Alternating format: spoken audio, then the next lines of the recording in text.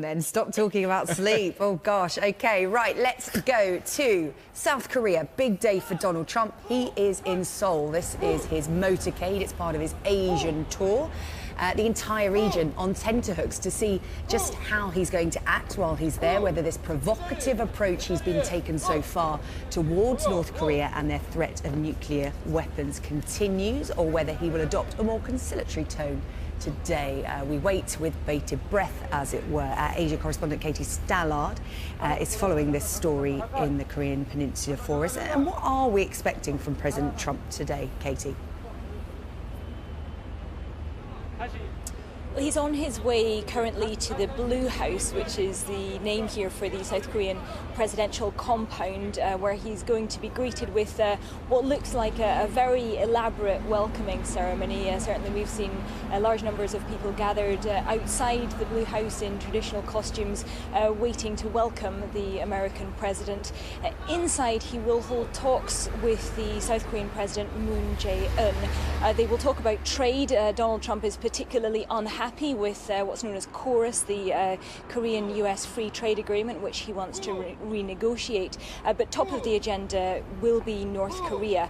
And this is where it's going to get slightly tougher for Donald Trump. He is coming here from Japan, where he clearly gets on very well personally with the Japanese Prime Minister Shinzo Abe, and where their positions on this are very much aligned.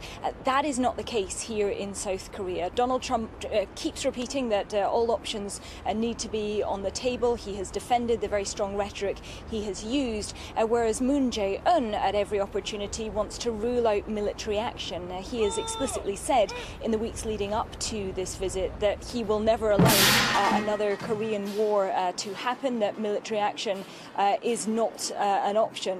And yeah, as you look at those pictures, actually this is Donald Trump's motorcade coming into the Blue House presidential compound as we speak. But so those differences on North Korea are going to be interesting, not least in a couple of hours' time when the two men are due to hold a joint press conference inside the Blue House.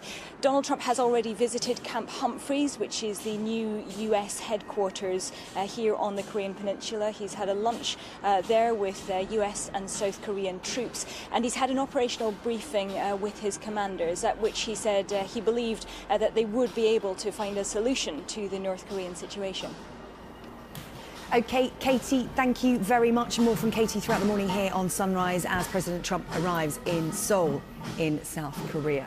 We are expecting a news conference from him at around 7:45 our time. We'll bring that to you live here on Sunrise.